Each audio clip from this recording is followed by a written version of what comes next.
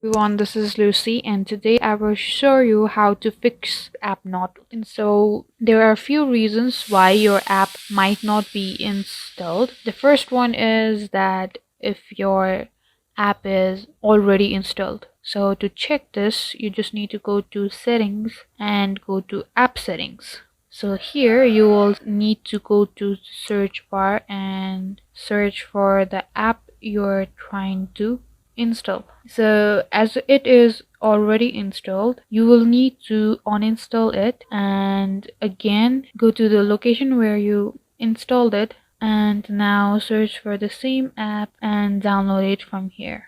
And that's all you need to do in order to fix your app not being installed. If your mobile like MI has second space feature, do check if you have and check if the second space has the app you wanted. That's all you need to do in order to fix this problem. Thank you guys for watching. Like and subscribe for more videos and I'll meet you guys in the next video.